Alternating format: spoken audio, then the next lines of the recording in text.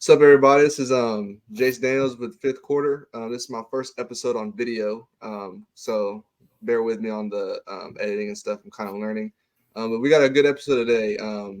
Old coach Dusty Pflugner coached me till about junior year of high school. Yep. And then moved to North Carolina to start coaching out there. Kind of just tell them a little bit about yourself. Yeah, I can start back a little further, I guess. High school, I went to high school at Riverview High School in Sarasota, Florida. I was on varsity when I was a freshman, sophomore, junior at Riverview. My senior year, I transferred to IMG Academy in Bradenton, Florida. Went there my senior year and then did a prep school year there as well. I was there year 3 of the academy. That would have been in 2000. I was there from 2003 to 2005. You know, we're in 2023. I mean, this is 20 years later. IMG was really coming up then. I mean, they're nationally recruiting, not me, but they were nationally recruiting guys then, and now 20 years later, it's insane. They're number one in the country in every sport you can imagine. But I had played with some really good guys there. Ramel Bradley, Michael Beasley, the best one. He was in the NBA for a while. And I know you know who he is. He was in 8th grade when I was a senior, and when I was a senior, we'd play against junior colleges. And this kid would be 14, and he'd have 30 and 10 against guys, 20-year-olds. You know what I mean? And really good players. And I think everyone knew when he was in 8th grade, he was 6'7". He was already filled out, very skilled. Like he was going to the NBA. He went to Kansas, right? Pretty sure. Kansas State. Okay. Yep. He was there for a year, and then he went to the NBA. I think he was second or third pick overall, something like that. But no, a lot of really good players when I was there. Danny Morse, he played at Penn State. Ramel Bradley, he was all conference for Kentucky in the SEC. He was their starting point guard after Rondo left. Okay. Rashad Bilal, he's a really good player, played at UMBC. Stephen McDowell played at South Carolina. He was really good. So, and then younger guys too. Ricky Sanchez played for Puerto Rico's national team. He got drafted in the 2nd round of the NBA draft. I don't think he ever stuck in the NBA, but Dwayne Williams was a really good player. He played at Providence, played at Hawaii. So a lot of really good players at IMG. And, the workouts and stuff that we did then were light years ahead of everything that, normal high schools were doing. Yeah. And, and now I can't imagine what they're doing. I haven't been back on the campus in 20 years. So I would be amazed, when I went there. But yeah, I was there for my senior and prep school years. And I actually signed JUCO first at Manatee Community College. I think it's now called the State College of Florida. It's just right across the street from IMG, actually. So I signed there. I didn't end up going. The head coach that I signed with, he left and took a D3 job probably about a month before my freshman year started. I had some Division II and other junior college offers, but by the time he left, all those opportunities were off the table. So I was like, do I play for the new coach they're bringing in, or, what do I do? And one of my buddies who played in college, played some JUCO and played D2, he knew a scout for the Phoenix Suns. And so he was living in Gainesville at the time, and he told him about me. He said, well, why doesn't he come up for a workout here in Gainesville? We'll get some good players, and I'll watch him play, and if, I think he's good enough, I'll reach out to some coaches last second sort of thing. So went up there, played pretty good. He reached out to a couple schools for me. The feedback that he gave me is, I think you can play at the Division I level. You've probably just been a little bit, overseen or whatever. And he reached out to Duger Bockham, who at the time was the head coach at VMI. He connected us based on his word and sending him film. He said, okay, we'll take you as a walk-on. If you end up being good enough, we'll give you a scholarship. So I was a walk-on my freshman year at the Virginia Military Institute, earned a scholarship. I was on scholarship at VMI, which is in the Big South at the time. They're in the Southern Conference now. So I played on scholarship my sophomore year at VMI. And then just kind of got burnt out of the military lifestyle a little bit and some basketball stuff a little bit. They, tried to recruit over me a bit. My parents didn't get to see me as much, see me play or whatever. So I ended up leaving and signed D2 with Lynn University, played there my junior. in senior years. I mean, to tell you the truth, I was more of a Division II sort of scholarship player. That's kind of the level that I was really at. More so a D2 player that just really wanted to play Division I basketball really, really bad. That was just the dream, and that's just what I wanted all along. And had a lot of injuries at Lynn. Didn't totally go the way that I wanted, but after I got out of it, I did grad school, got my MBA in sports management. But I didn't do any basketball stuff really. And so I was out of basketball for a year, and it made me really realize like, hey, this is what I've done my whole life. This is what I know. I want to get really involved in it, and I started doing a lot of basketball training stuff, individual stuff. We worked out quite a bit. But in Florida, I got that pretty big. Hoop Pursuits basketball. At first started out, just going to local parks, working out guys and stuff. And then I coached a middle school team, and they let me use the gym to train some of their kids and got a little bit of a following. And then I got an AD job at the local middle school, kindergarten to 8th grade, Advent Lutheran School. And I was the AD, I was the PE teacher, and then I coached the basketball teams. And I brought my business to the school. And it was a middle school. And at the time, I didn't realize that I wanted to coach high-level basketball. I just wanted to be a part of basketball and training. I was making a lot of money doing it, but I wasn't totally fulfilled. I wasn't moving up the coaching ranks. You know what I'm saying? Like, I would train like an 8-year-old kid. The parents pay me $50 or $60 for an hour, which is great, but it didn't do anything for me. It got me some money, but I really wanted to coach a team that mattered. And I mattered, so to speak. Just more talented, higher level basketball. Yeah, for sure. And then right when I started to aspire to, I do want to coach basketball at a higher level. Excuse me. My wife got promoted, and we moved to Oklahoma, and so my first chance was with Coach Talbot and the Oklahoma City Storm, right? And I coached the Storm North team, which were guys that were probably the equivalent to varsity basketball, but lower level, like a 1A, 2A sort of high school varsity group of guys. Whereas Coach Talbot had, some of the better players who were more so sort of like 3A, 4A, 5A, 6A stuff in Oklahoma, the equivalent to. So I kind of had the B team essentially. And we played like 50 games, and, home schools, not quite as regulated. So you could play, as many games as you wanted. But, like 50 or 60 something games or something like that. I mean, Storm always plays that. And then at the end, they go to the national tournament every year. I think that was in Springfield, Missouri.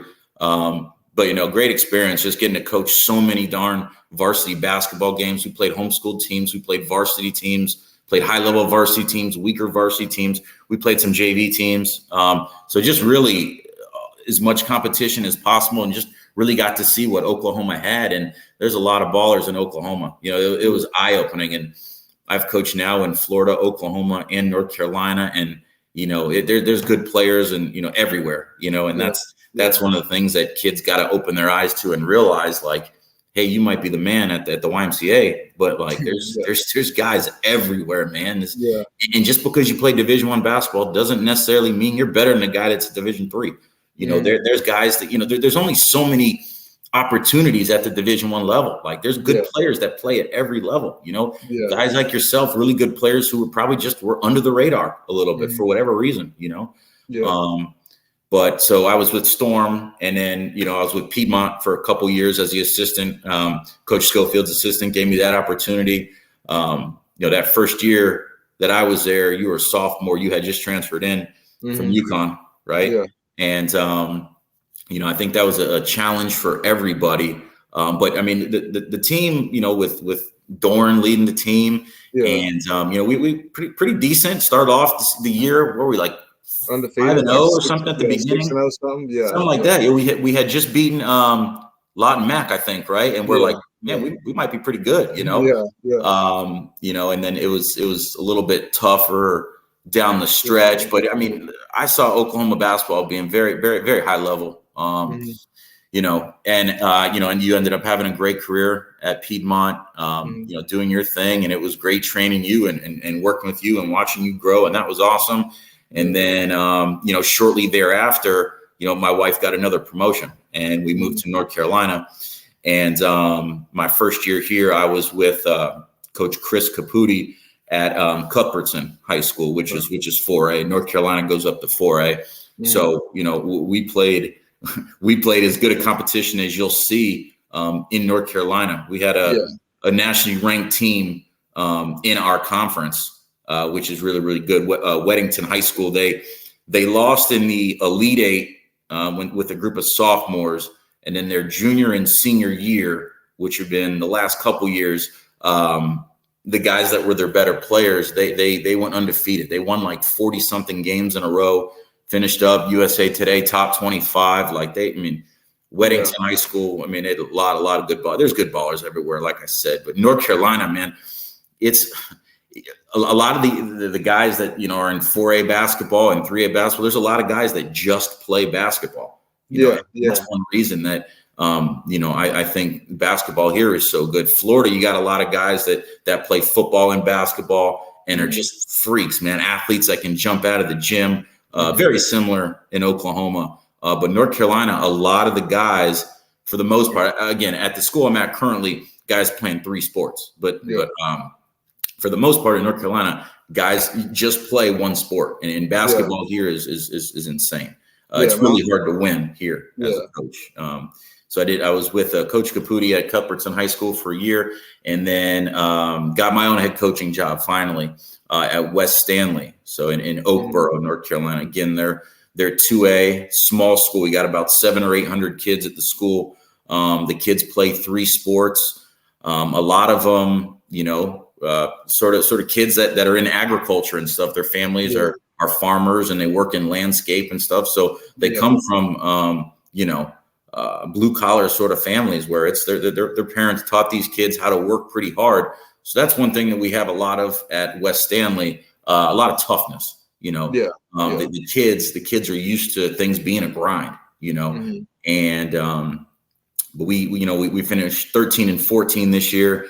I think it was a really good season for us. I think if I hadn't have been the new guy, I didn't know our guys. Obviously, when you come into a new situation, I didn't know our kids. I didn't know the competition we were playing against.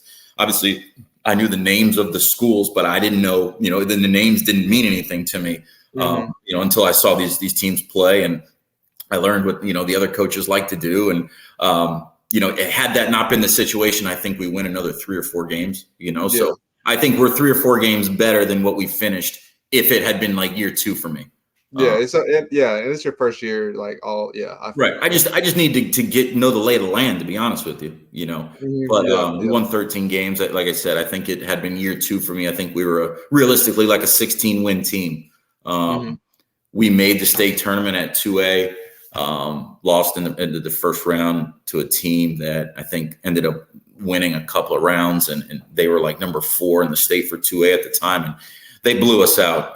But we hung with them the first quarter. We were actually winning at the end of the first quarter, and then they, they put the press on and pedal to the metal, and it was tough for us. But but West Stanley, it's a place that I want to be. I like the kids that I work with, the type of kid, the demographic of the kid. I like the teachers. I like the other coaches that I associate with. They're all good people. The toughest thing for me on a daily basis isn't basketball. I'm teaching math. So math 2 at that. So it's sophomore level math. And it's hard, man. I had to, before class, I would have to relearn everything, and then I would teach it to them, after I just grinded for an hour and a half. And because I was teaching math, it made it tougher for me to be as good of a basketball coach as I could have. In the past, it was, watching film and scouting teams and, preparing plays and practice plans, and all of that stuff was done. I just couldn't quite dedicate as much time to it as I could have. So that's kind of where I'm at right now. Basketball stuff. I considered looking into doing some training stuff again. I haven't done any of that since I've been here. It's been 2 years now. So I just got my hands full at home and just, at school, it's a full-time thing. And again, this summer we played, worked out with, we had about, 7, 8, 9 guys that came pretty religiously to practice and workouts. And with our summer team, we played 17 games, got to see a lot of really good competition. Our group, before I got hired the summer before, they didn't do anything. They didn't have a coach at last summer. So they didn't do any workouts. They didn't play any games. So I think we're headed in the right direction. We play in a split 2A, 3A conference. We had either 3 or 4 teams made the state tournament. Parkwood's really good. Monroe's the team. We couldn't beat them. We beat everybody else in the conference, but they got us twice. But again, there was a 3-way tie in our conference at the top between us, Parkwood, and Monroe. We ended up getting the 3rd seed out of that, but just a lot of really good basketball, man. A lot of really good athletes. I'm really happy coaching basketball. It's what I want to do long term. Whether that's at the high school or college level or beyond. I mean, I just want to keep coaching basketball, keep working with good people. I try to bring the energy every single day. When guys are out there grinding and they bring the energy to the table, it makes it a lot easier. I don't really feel like you should have to, beg guys to work hard because they're the ones that signed up for basketball, And that's one of the things actually is my thought is I think my philosophy as a coach has changed over the years. And it's, when I was a player, we were doing defensive drills, slides, all the time. And we hated it. Everybody hated it, man. Like no player just wants to go out there and do defensive drills.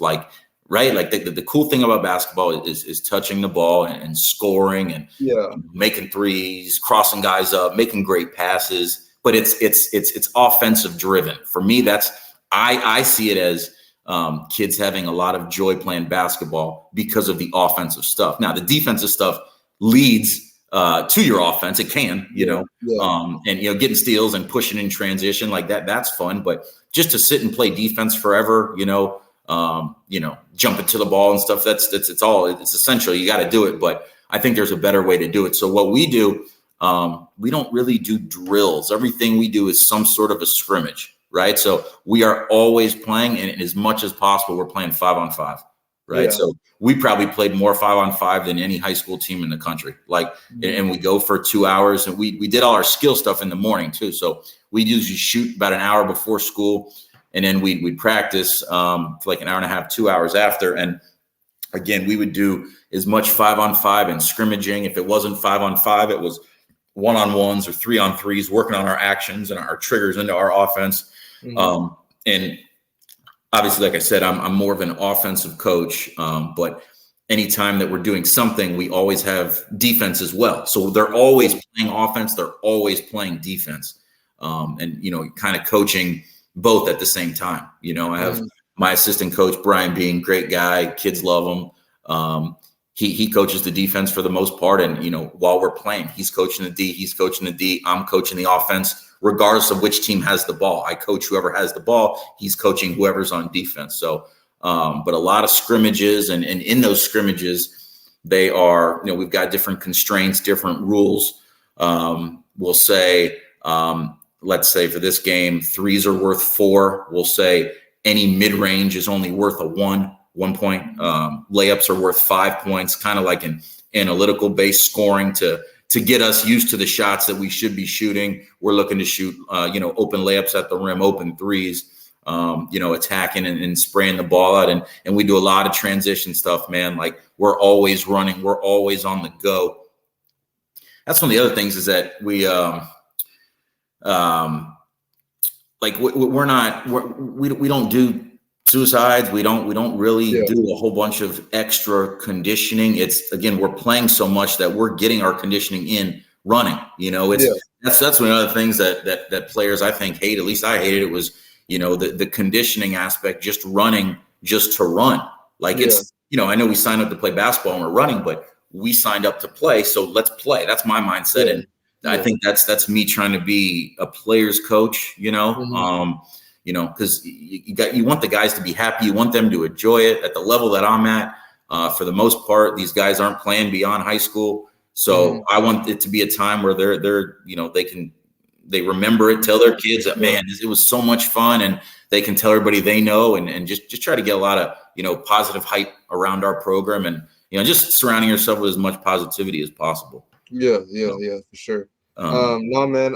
Like I said, he was probably one of my favorite coaches at Piedmont. I liked how, like when kids, wouldn't be in the gym, or you would, kind of call it out for me instead of, me having to say it. It was just the demeanor you brought to practice every day and stuff like that. Like I enjoyed it a lot because it was kind of like what I was thinking you was kind of doing in practice, you know what I'm saying, when it comes to, working hard and getting in the gym and stuff like that, if that makes any sense. And so I definitely enjoyed the 2 years we had. Like I said, you coached or you played college basketball, coached in high school. I kind of asked all the coaches this at the kind of whenever they're on here, kind of what's the biggest difference or biggest, I guess, transition kids need into going into college? Because I would say, I always say it all the time. We was talking about it kind of earlier, and I didn't say this earlier, but learning is one big one I've noticed is kind of just instead of, thinking everything, because I used to think that, I used to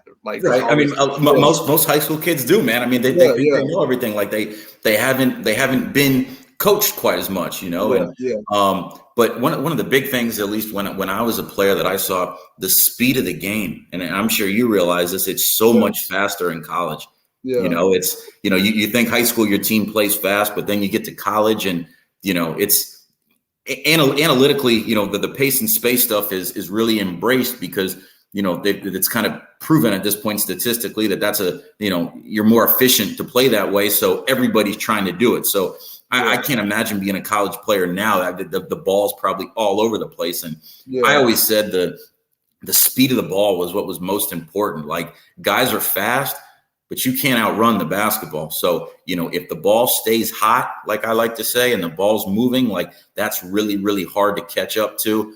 And the ball movement in today's game is so tough to catch up to that if you're one step behind, like it's impossible. So I think, the pace of play, finding a way to acclimate yourself to that, and just understanding that the game is on the fly. Like, you have to learn everything on the fly. And if you're slow to learn it, you're going to find yourself sitting and not playing as much as you want. Right. And there's so many details that you have to learn. And, a lot of times you go into a new situation where coaches have different philosophies. Right. And, in college, there's a lot of good high school coaches, but then there's some coaches that they're just out there and just go play. And the coaches that are just go play, like that's fun, but you have to teach them while they're playing. And that's what we do. I make sure that it's fun when they're playing. But I stop it all the time. There'll be segments in practice where I'll stop it for every little thing I see. And then there's stuff where we'll just let them keep playing. And I'll go over to, the sideline in the coach's box, and I'll coach as if it's a game. Like, we can't stop. So I got to work on my coaching and telling those guys what to do on the fly. So, like you're talking about, just the learning aspect, there's so many things you have to pick up on. And, another big thing is the shot clock, at least, I don't know if Oklahoma high school basketball yet has a shot clock, but I remember at first, like, I'd be holding the ball with, and the shot clock goes up. I'm like, oh crap. My gosh. I did that so many times, like just holding the ball, and then I hear them say turnover. I'm like, What do you mean?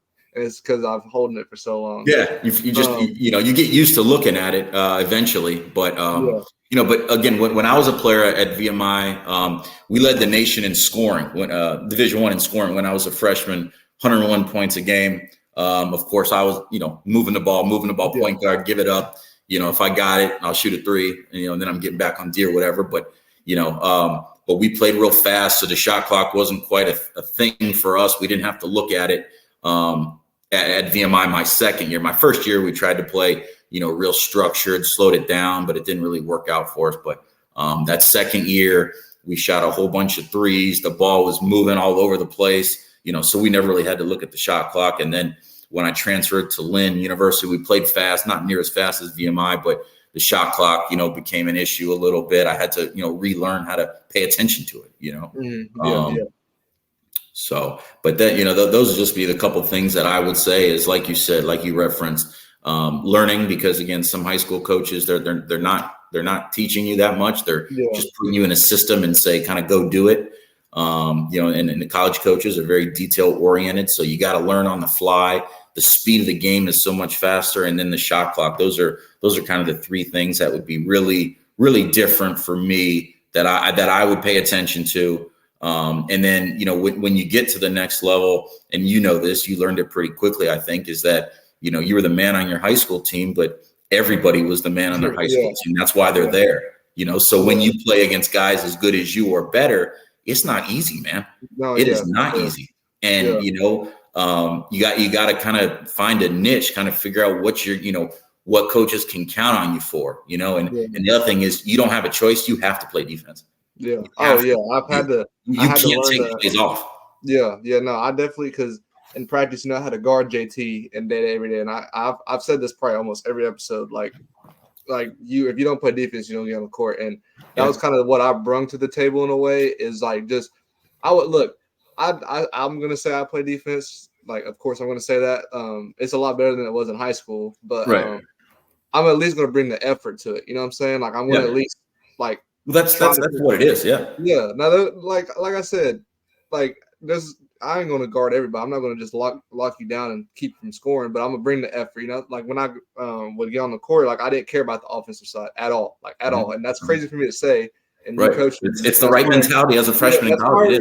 That's probably crazy for you to hear, because I was legit no defense, all offense in high school. Well, you were better than everybody at the time, and you didn't think you had to play D because you could just go back down and outscore them. But again, you found out in college they could all score. So I hated defense in high school. Like, it wasn't even funny. Like it was. So I've definitely had to change my mindset, really, with that side of it. And then also, like, when you was talking about the pace of play, I agree with it on like the pace, like the game is faster, but I'm starting to, I'm still struggling with it now when I'm through these workouts, through these runs I'm having, playing too fast. In high school, I'd get the ball, sprint down the court, you know what I'm saying? And a lot of the struggles I had my freshman year, and what my coaches were telling me, just my pace, like I was just going too fast, like making too many, like going so fast where I don't even know what I'm doing. Like, getting caught up in it a little bit. You gotta slow your mind down a little bit. Yeah, like the game is so much, and I work out with Aaron Anderson. I don't know if you know him. He was a trainer out here when you was out here.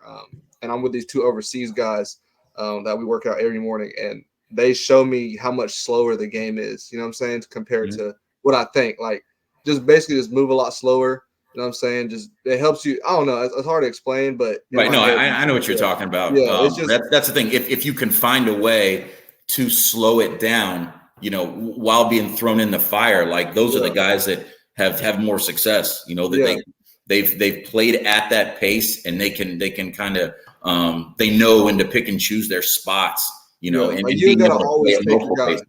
That was my biggest issue. You always gotta take your guy. Like I had to learn how to get off the ball. Like I'd get the ball, try to do some moves, I can't get past them, I do it again. Right. Like you can get off the ball and then go off some screens or something, and then come back and get it. Yeah. And that was give it up to get it back. Give it up to get it back. Yeah.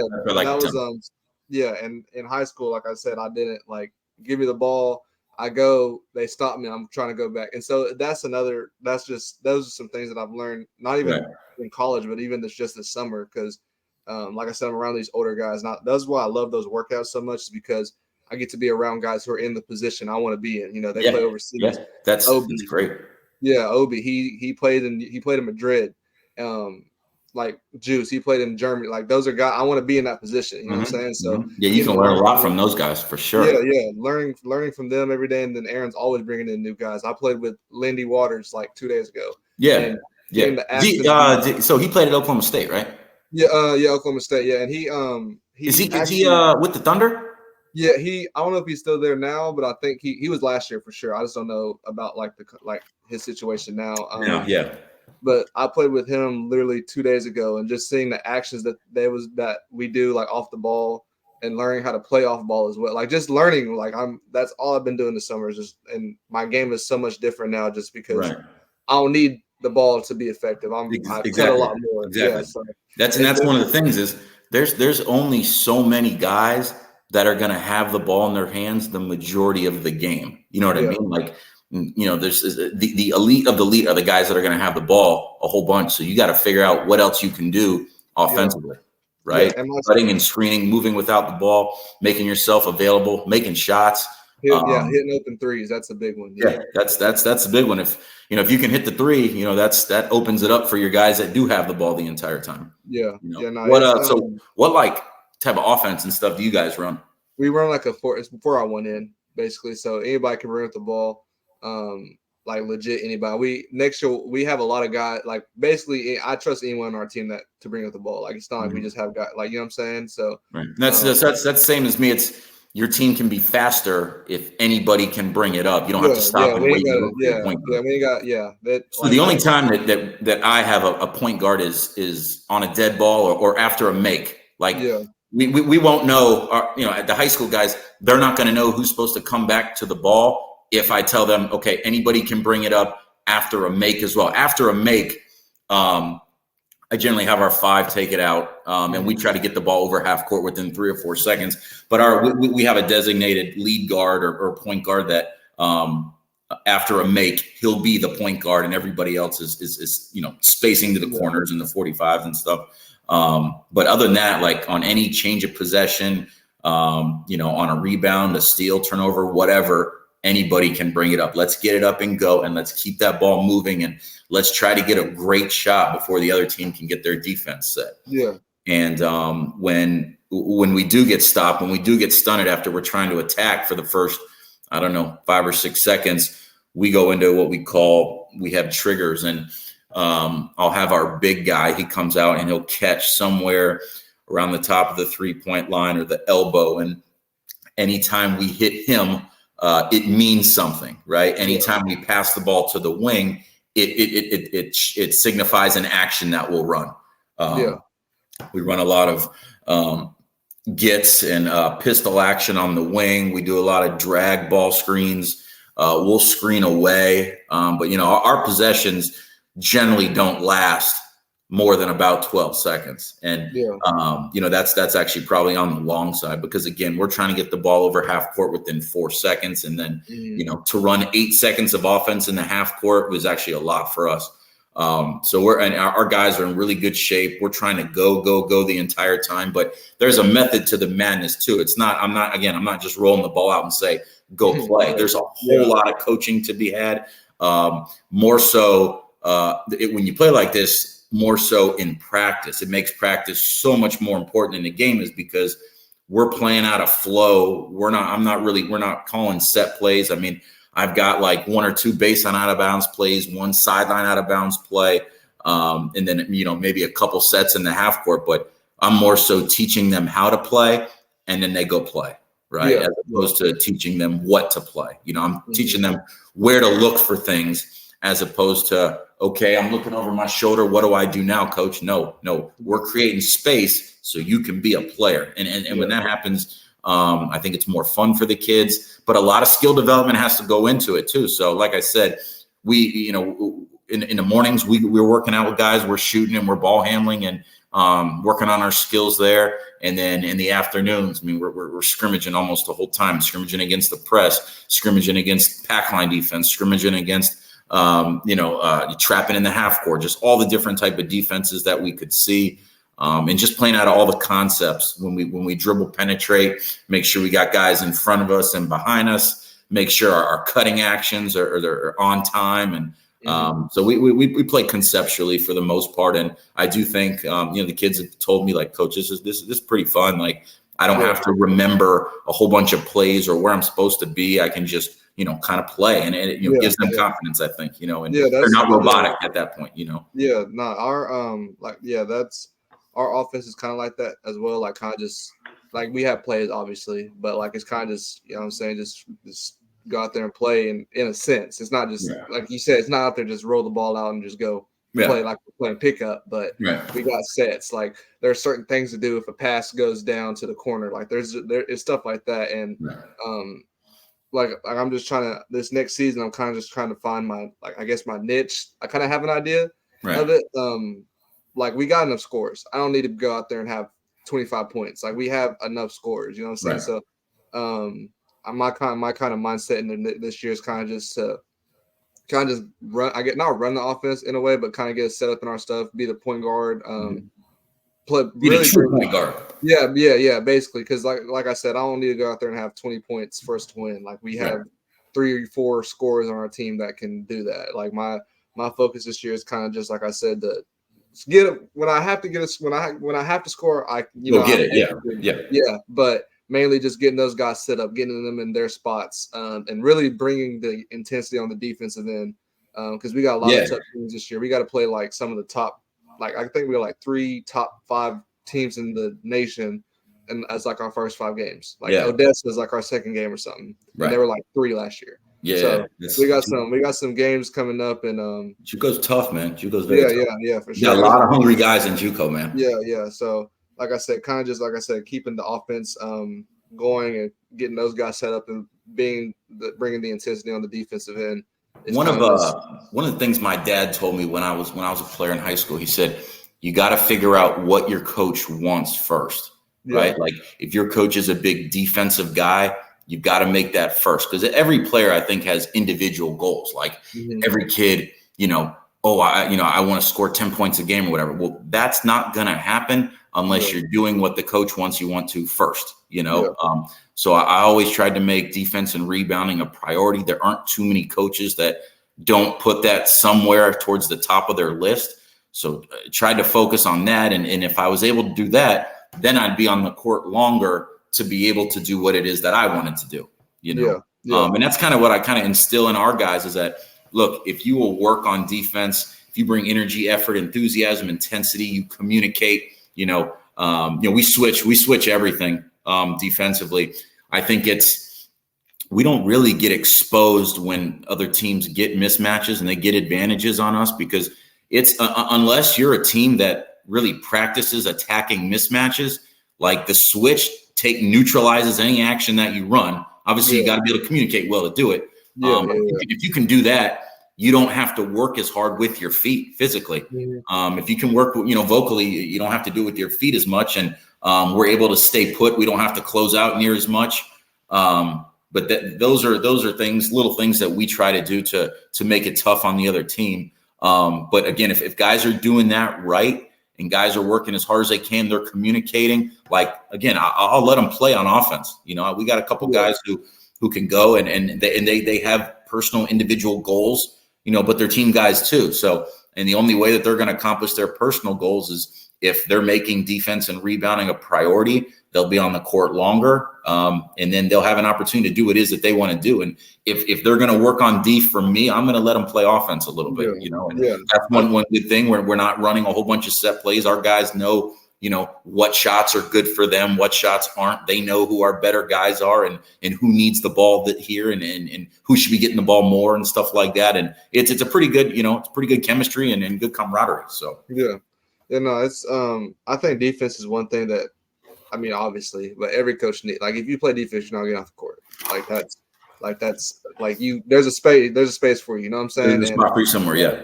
I'm not, the tallest guard, obviously not, but I don't know if you are strong though. Yeah, no, I was about to say I've gotten to 200. I'm 201 pounds. Yeah, that's solid, man. That was a goal of mine at the start of the summer. I achieved it. So, I mean, you can shoot over me, but you ain't going to push me around. You know what I'm saying? Right. That's the thing is, as long as you're playing D and you put a hand in a guy's face, if he makes it, good for him, man. But he ain't going to make that many with the hand in his face, Yeah, no. So, the main thing is defense. Like, I could care less about offense. And that's probably crazy for you to hear from me.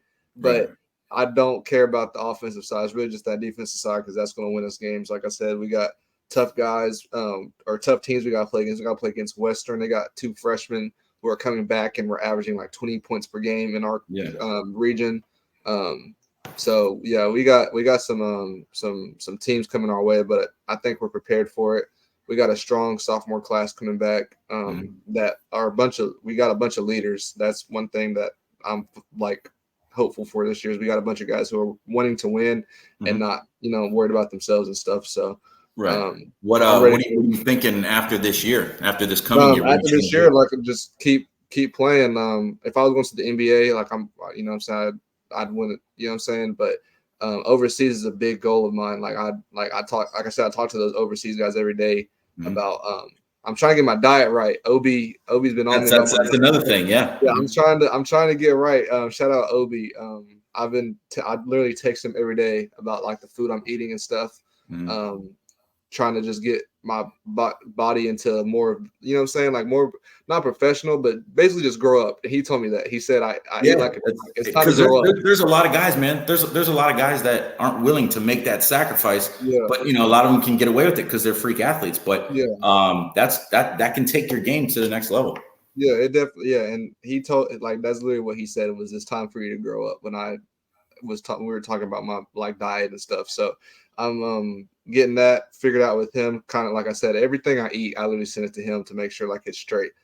Still trying to remember no sausage or pork because it's bad for you. I'm trying to remember that, but no, those like are, so yeah, lean meats, and pork, I keep forgetting and I keep making stuff. Like I made an omelet yesterday, and like I said, eggs are a superfood, man. Those are eggs are legit. Well, I had like omelets and spinach. Like I was like, oh my gosh, all this stuff in it. Like I was like, oh, we're gonna love this one.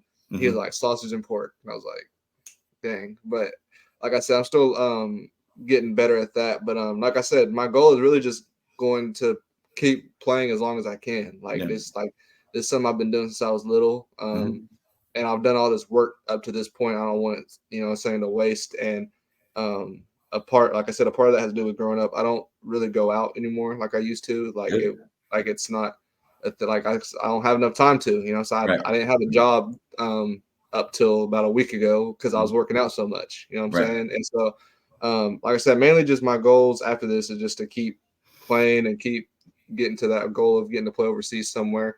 And playing for as long as I can. Playing professionally. That's the ultimate goal right now. That's good. Yeah. And even if it don't happen, like I said, I work hard enough to where I can say I don't regret nothing. Yeah. You know what I'm saying? I don't regret anything. And you got to play basketball, and basketball's fun, and the more skilled and the better you get, the more fun you have. Yeah, no, for sure. And like I said, college, like people are worried about what division it is. Like college basketball is college basketball. Like you get your education paid for. 100%. Yeah. There's only 3% of kids that are going to play after high school, and even less than that at a higher level. But the thing that I remember out of all of it, because I didn't totally have the career that, I totally wanted. And I think you just got to realize it's more about, the journey, as opposed to the destination, like you said, or like I mentioned earlier, there's good players everywhere. Everybody can't play Division I basketball. There's not enough spots for everybody to play.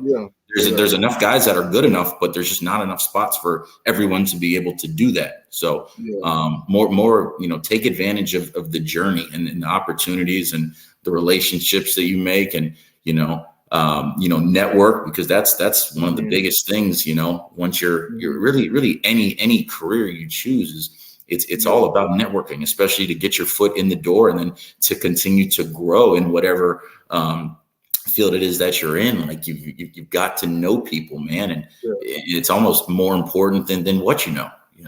So I'd say that's a big one is meeting as many people as you can, make as many friends as you can. Take advantage of the opportunities that you have, and it sounds like you've matured quite a bit and you got your head on right, man. That's really good for you. Well, it's more like I'm a big Kobe fan, you know what I'm saying? Like I watched a lot of his like his speeches and stuff kind of with different people. And like I look like, okay, when like a normal day for me is like I get up around 5:30, 5 o'clock in the morning, go work. I literally work out from till the morning, and I don't get home till probably about 9, 10 o'clock at night. So I really only see my family from like the morning if they're up, and then night if they're up. Right. And so like people like when I tell people about it, like they're like, oh, that's crazy, or they complain about it. And I enjoy it. Like I enjoy getting up in the morning. You know what I'm saying? I enjoy it. That's good, man. Am I like exhausted? Because I ain't gonna lie, I don't be going to bed at the right time I need to, because I'm doing stuff like editing podcasts, you know what I'm saying, getting stuff ready like that. But I enjoy like this, I guess, grind you call it. That's the thing. If you can enjoy the grind, man, that's your advantage right there. You're part of the 1%. I love getting up early in the morning. Like it's, because I know I'm doing something. And like I said, I haven't had a job yet, or didn't until about a week ago. But like my parents, they know that I'm not out here just, doing stupid stuff. Like they know I'm in the gym somewhere. Yeah, they support your goal. That's great, man. That's another thing, is having supportive parents, Yeah. And like I gotta take care of my body more because I'm getting old. I'm getting random knee issues and You ain't getting old. You ain't getting old. Let's be clear. You are not getting old just yet. How old are you now? 20? It is, Mel. I've been hurting recently, but no, I take every day to at least try to do some type of rehab or something. Right. Yeah, for the longevity, for sure. Yeah, for sure. Again, like I said, it's just me getting like just maturing more and getting more professional, I guess, because I don't know. It's just I can't keep doing what I was doing, especially during my freshman year. You can say I had the freshman experience. I was still working out and stuff, but like I would go home on the weekends and stuff like that, and I can't like. I got it like freshman year, cool. You know what I'm saying? Like it was cool while it lasted, but like now it's like time to lock in. Right. And I think that was the biggest thing that I've changed this summer is really just locking in. Like I don't being more focused. Yeah. Yeah. Like I don't really do I don't do nothing else besides work out. It's a business approach, right? Yeah. Like I wake up, work out, come home, sleep. That's it. That's if you want to continue to ball and progress, I mean, that's a great plan, man. You got your hidden direction. The first time I like really, I guess, went out, I went to with my friend to a country concert last night, and it's because he wanted me to go with him. I couldn't say no. Like that was like the only time like I've done something else outside of workout and sleep. Yeah. So, like I said, it's definitely it's been a progression this summer, but like now I've done it for so long. I've done it for about 2.5 months now. Like it's not going to change once we get to college. Like even though we're in college. Right. And that's another question I was going to have you. Whenever you kind of, was coming up in basketball, how'd you balance both having not a social life, a crazy social life, but you know what I'm saying? Just still being able to do things outside of basketball. Cause I struggle with that, kind of just being able to do both. Cause I do, like, I ain't gonna lie. I want to have, go out with my friends and hang out, but I don't have time to. So kind of how did you balance out that? So I'll say, in high school, I had, a good group of friends. And, guys that were on my team who, we went out and stuff, but they wanted to play basketball too. They wanted to work out. So, we'd play at the YMCA every day. Again, on the weekends, we had some fun and we would go out or whatever. But, my parents knew that I had a goal. I wanted to play college basketball. So I was always working out. I didn't have a job in high school. Everything was, again, and I went to IMG Academy, and there's no time for anything outside of working out. So Monday through Friday, it was very regimented, which ended up working out nice because I went to VMI and I was, no one's used to VMI, but a little more prepared because I kind of had a schedule, you know what I mean, and I wrote things down. But and one of the big things for me is I transferred my senior year from a normal high school to IMG. So I kind of missed out on that senior year experience. You're the man at high school as a senior and stuff, and I kind of missed out a little bit. Again, IMG was only 35, 40 minutes from my house. So I still hung out with my friends. But again, I drifted a little bit in that I had to, I had more basketball stuff that I had to do. I had more workouts and stuff. So I couldn't do quite as many things as they did. In terms of, socially, I had probably had to be asleep a little bit sooner because I'd have a workout the next day or whatever. In college at VMI, you didn't have to worry about a social life because you didn't have one, right? It was military college, so you weren't. And again, that was the only Division I opportunity that I had, and that's why I went to VMI. It's not the most fun thing in the world, but I did play on SportsCenter. I was on SportsCenter twice. We played against big schools, played against Ohio State. First game of my sophomore year, that was when they had Greg Oden, Mike Conley, and Mike Conley, unbelievable. The guy's still a huge threat in the NBA. It's unbelievable. I mean, this guy. I mean, I've been retired forever, and this guy is still a stud in the NBA. Well, people don't pay attention because he's not out here having 30 points per game. Right. But he's a multi-millionaire, and he was a great point guard and maybe the best player in franchise history for the Grizzlies. Maybe. I mean, it could be debatable. I got to assume. Yeah. No, definitely, he's at least top 3, 4 for sure. Yeah. But so that year we played against really good teams. Played against Maryland and Penn State. Played against Ohio State. Who else? NC State. So I mean that's that was pretty cool. That was a big thing for me. Again, VMI wasn't the most fun place in the world, but there was some rewarding things basketball wise. But again, you didn't have to worry about a social life there because you weren't going to have one. When I transferred to Lynn University, it couldn't have been any different from VMI. I mean, night and day. VMI is very regimented. You know, if that's the night, the day is South Florida. I'm an hour north of Miami. Like literally, you can do for the most part whatever you want. Luckily, our college coach, he was very regimented as well. So, you know, we were pretty much always busy, but there were definitely a lot more opportunities at Lynn to do extracurricular things, should we say.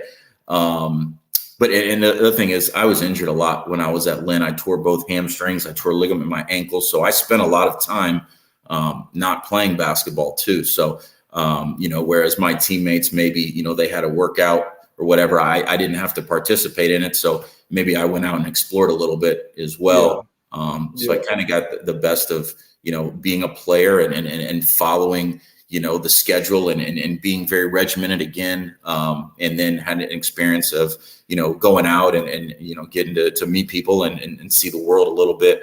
So, but it's not easy, man. It's not easy. And because again, like you were referencing, you know, your friends are going out to concerts and doing things and that's great. And, you know, it would be a lot of fun, but you know, when you have bigger goals and stuff, you know, it's really, really hard to say no to those things. But, you know, you just got to believe in yourself and believe in what it is that you're trying to accomplish, and hopefully be able to see the light at the end of the tunnel. But there's no guarantee in any of this, right? Let's say that you grind all the time and you don't go out, you don't have your social life. I mean, it could still end up as, you know, you're injured a whole bunch, or to play your sophomore year, or basketball's over in a year. You know, it's just it's a crapshoot, man. You don't know, but you got to give yourself the best opportunity. And it sounds like what you're doing will give you the best opportunity to succeed. So, and then the other thing is, go ahead. No, I was just saying because I think about that a lot. Like, what if all this stuff is for nothing? If like basically is what I'm thinking. The thing is, I think you see it as now is, you know, if when you're 20 and let's say, you know, no one recruits you after this year, I think for now you might see it as for nothing. But when you're my age, like I'll be 40 in a couple years, like you look back on it and, you know, there's a lot of really good things that come out of it. No, well, I came to terms like if it don't go the way I want it to, like I'm not like it don't like I would do this 100 times over. Like, you know what I'm saying? The journey, man, the journey, not so much the destination. And I don't want to like make it seem like I'm Batman. I say it a lot anytime I tell people about this. Like I don't want to make it seem like I'm just always in the gym, like not talking to nobody. Like no, like I have a bunch of friends, but right. Well, I mean, those are important skills. You've got to be It's just I just got to become more disciplined. I can't, because that's again like, and that's kind of what we was going to talk about next before we got off of here. Is like I just did a lot of things, like because you know I was telling you like I didn't play a lot at the beginning. You know what I'm saying, at the beginning of the year. And I did a lot of things like distract myself from that. You know what I'm saying? Like it was hard to deal with that and then come back to your dorm room or have a bad practice and be like, man, I suck. And there's no one there to be able to like basically get you out of that mindset. So I did a lot of things that like was just distracting myself from what basically me not playing. Like it was so like I said, I enjoyed my freshman year. It was fun, you know, whatever. But like this is just a thing. Like it's now or nothing. Like it's time to lock in now, basically. Yeah. Like I said, I just move a lot differently now. I don't. Yeah. You only get one chance at being an athlete, man. Yeah. You know? Yeah. And if it was easy, everybody would do it. And that's what I think. Of course. Yeah, that's exactly what it is. But like I said, we was going to talk. It's kind of something I dealt with during college, and I kind of talk about this at least every episode at the very end when it comes to mental health and kind of it being in basketball. Like I said, it was something I used to think was fake. I used to think mental health was fake when Kevin Love and DeMar DeRozan and all of them came out and said they were. I was like, bro, you're sad. You play in the league and you talking about you sad. Like I used to think it was fake, and I dealt with it like this. I wasn't like saying I was gonna kill myself, but like I was sitting in my room, like not wanting to do anything. Like I didn't want to work out no more because I was like, this is all for nothing. Like this ain't changing nothing. You know what I'm saying? I think we were talking about that before we started the podcast. But man, almost every freshman, I think at least goes through that those growing pains at the beginning. Like, is this really what I want to do? Yeah. Do I actually suck? Am I not as good as I thought I was? Things like that. and it's, you're still a good player. You're realizing there's a lot of other good players too. Yeah. And, the coaches, I mean, it's hard. Like a lot of the coaches, if they don't win, that's their paycheck. If they don't win, they're out. So, they've got to demand a lot of you, and it's tough to demand a lot of a teenager, Yeah. Well, it even looked like, cause I wasn't in the gym, it looked like I just wasn't working out. And like, it wasn't a thing of, I just don't feel like working out. It was just a thing of like, this ain't doing nothing. You know what I'm saying? Like I just, one, I didn't know what I was working on. Like I had a meeting with my coach, and I'll never forget. He told me this. He was like, "You're working out, but you didn't know what you're working on."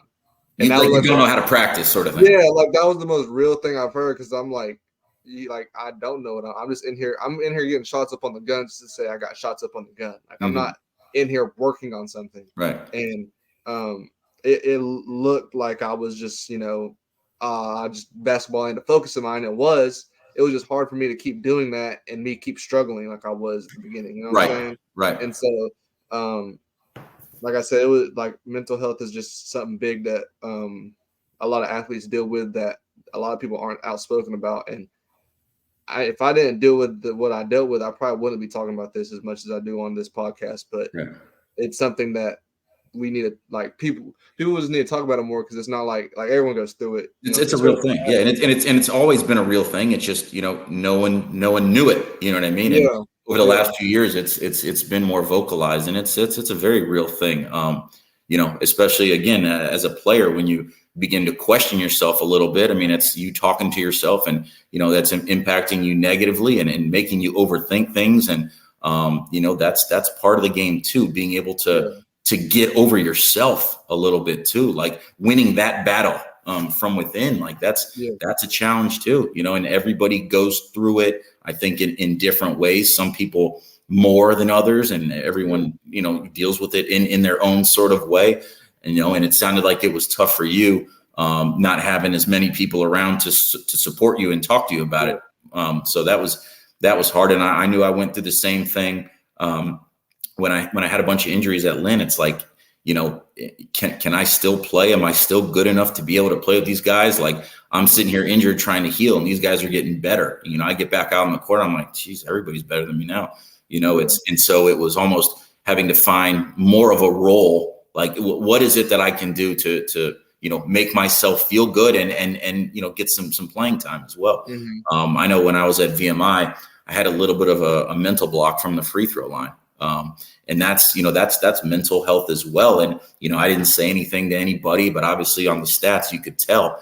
But, I felt so much more confident catching and shooting an open three than I did shooting a free throw, for a time. And that was, that's a lot to deal with, and how do you fix that? I mean, it wasn't like I wasn't working on my free throws. It became a mental thing a little bit. And, I think just believing that you love the game and believing in yourself and putting in the work. I think those are the only ways that you can get through something like that, and making sure you keep a good support system around you, talking to your parents, talking to the people that love you, your family members, your friends that care about you, and just staying positive, man, because being negative, that's not going to help anything. But you can always find a way, as long as you're willing to, as long as you can be mentally tough. I think you can find a way, and anybody can. It's just, you may need more help than you think. And, it's a challenge, man, for sure. Yeah. No, it was, and it's nice to hear I had, again, my trainer, Aaron Anderson, on here last episode, and he played Division I ball. He played at Fresno State, OBU, or Oral Roberts, ORU. ORU, and he played ECO. And, a lot of things that he told me that episode, I had no idea. Like a lot of the mental issues he had, I have been working out with him for about 2 months now, 2.5 months now, and I had no idea that he had the issues he dealt with. And another guy, OB, he just tore his ACL. Like, he plays overseas. He's coming off ACL injury, and I know that was probably hard. It's nice to hear that, or not nice, but not knowing that other people are in the same boat. Like other people dealt with it, you know what I'm saying? And that's why I think a lot of athletes now are starting to come out with it, because now it's like, okay, I'm not the only person who dealt with it. It's a little more socially acceptable now. Like I used to, Kevin Love and DeMar DeRozan, that issue when they came out with it was like the first time I ever heard athletes speak about mental health, like especially in basketball. Like I think I've heard it. love was anxiety, right? Like that Yeah, could be anxiety. the Yeah, depression, yeah, yeah, yeah, yeah. that sort of thing. Yeah, I don't know. I mean, I guess I didn't keep up with it as much, but I don't know if that was affecting them as a player or that was kind of affecting them off the court. I didn't. I guess no, it would never like even my issues. It never affect me on. It was just as soon as we was done with basketball, right. I just had to go back to that dorm and be like, man, Right. like I suck, and there's no one in that dorm to remind me. And I mean, Right. of course, my parents are gonna say I don't, but that's what they're supposed to say. You know what I'm Right. saying? Like your parents are supposed to say that, Yeah. which I don't. I'm not saying I don't appreciate it, but no, it would never affect me on the court at all. Like it's just as soon as I was done with practice, games, whatever, like it would just be like. Well, that's what I'm saying. I had like a mental block on the court for a minute. Like I was like, I don't hope they don't foul me because I don't want to have to shoot the free throw. You leave me open from 3, I'm knocking it down, you know. So that was really tough to deal with. And then, you know, anxiety stuff off the court, you know, questioning yourself from time to time. Like it's hard. You got to find a way to continue to put in the work, put one foot in front of the next, and keep a good support system, believe in what the coaches are trying to, you know, do for you, and you know, stay positive. What's going to happen good if you're negative or you stay negative? And even like when I would like do things to distract, like I went out with my friends, you know what I'm saying, like on the weekends and stuff, like, you know what I'm saying, like normal kids would do, but like it wasn't me just going to have, like I wasn't going to have fun. I don't like going out. Like I hate it so much. Like I just don't like being in a big group of people. I don't like it. But I was doing it to distract myself. And when I would get done with it, it didn't change nothing. Like it didn't change my situation at all. Like so still had the same issue, yeah. Like so I was just doing a lot of things that was trying to distract myself from it. And it was rough for about a month and a half. But like I said, I started getting my groove and stuff like that. So it ended up working out. But I would say, you know, one thing that I try to tell our guys is, and again, it's easier said than done, but as soon as you walk onto the court, it's time to play basketball. But the minute that you decide, okay, I'm done with basketball for the day, it's time for you to be Jace Daniels, the person, you know. And if basketball is all that you do, you don't have any hobbies or anything, I think it's more likely to affect you mentally when it's not going well, right? Than if it wasn't going well, but there are other things you still like to do in your life. You know, some guys fish, some guys, you know, go bowling, or, you know, just other things, play video games, right? Like everybody does that.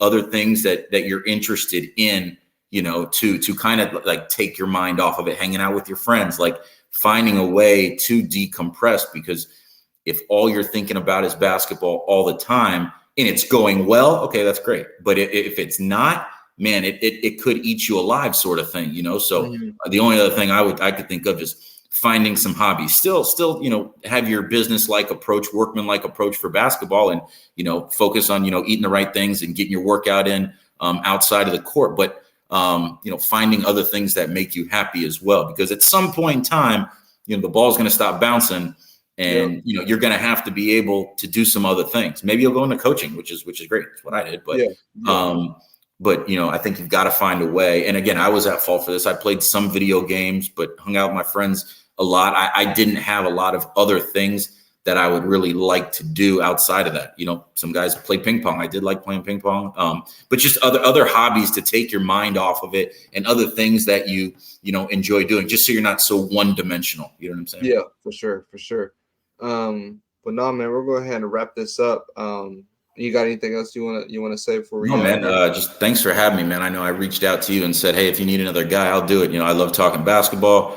You know, I thoroughly enjoy being around you and enjoyed coaching you. And so, any opportunity to talk about basketball, especially with guys that know the game, and you know, younger guys that I worked with and stuff, just awesome situation. And, you know, I'm sure you got a lot of other guys that want to be on the podcast with you, but thank you for that opportunity. And, you know, if you ever need another guy, we can chop it up again. And no, we for sure will again. Like I said, I appreciate you for coming by. I appreciate you during like the coaching and stuff, and always wanting to get in the gym, and kind of like you didn't like, I don't know. I never told you this in person, but kind of setting down the stones for showing like like this, like if you want to do this, this is what you got to do. You know what I'm saying? You got to Right. do to do it.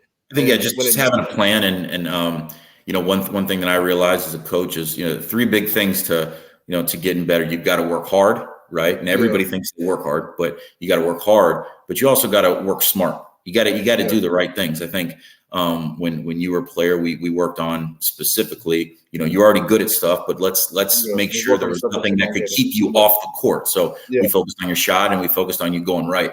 Right. So, and a lot of times when we worked out, it was, all right, Jace, now I'm going to guard you, now go right. And we did it for like an hour. You know what I mean? Like we were like, what else do you, if you need to learn how to go right, like we're going to go right and I'm going to guard the heck out of you, So we're working out smart, right? Working out smart, doing the right things that are directly going to impact how a game's played, right? Not doing, clown drills, dribbling 3 basketballs that you don't do that in a game, So working hard, working smart, doing the right things, and then being consistent, working hard, working smart, working consistent, doing it on a regular basis, right? I think you keep those 3 things in mind and, stay healthy. And I think you got a really good chance to continue to grow. So, yeah, for sure. And I never told you this as well. I appreciate, like, cause you helped a lot, like with my issues off the court, or not off and on the court, you know what I'm saying?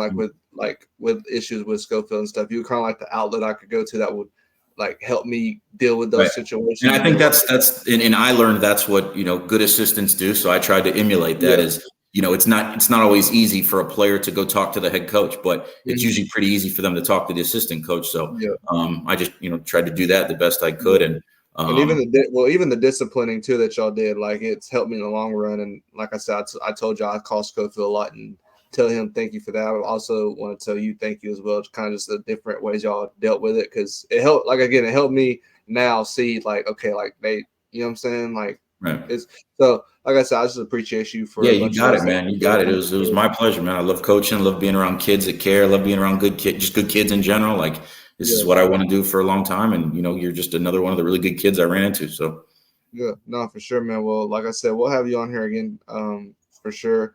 This camera, I've been looking at my camera the whole time. It's faded and slow, so I'm gonna get a whole new thing for that. This is my first video episode, so man. Like I said, I set this website up like 5 minutes before I got Pflugner on there. So but we're gonna get better. Camera's gonna change. It's not gonna be as dusty and as slow next time for sure. So like I said, I appreciate you for coming by, man. We'll be on here again for later on down the road and stuff. But for sure, you got to say before we're out of here. I look forward to it, man. Thank you for that opportunity. I appreciate it. Good talking to you and catching up with you, man. Yeah, for sure, man. Well, I'll see y'all later. I'm gonna figure out how long this episode will be to like get out. I just gotta figure out how to edit it and stuff. This is all new to me. But once I figure all that out, y'all, I will put out a date for when this will be out. It won't be longer than a week, I promise. It'll probably be out around Wednesday, Tuesday. Cool. So like I said, man, it'll be on YouTube as well. I gotta make the YouTube. I gotta do a lot of stuff for it. Well, you got time. I gotta stop looking at this camera. This camera's making me mad. My camera on my side is making me mad because it's so slow and gray and stuff. But all good, man. All good. No, man. I'll see y'all later, man. I appreciate y'all for listening. We out.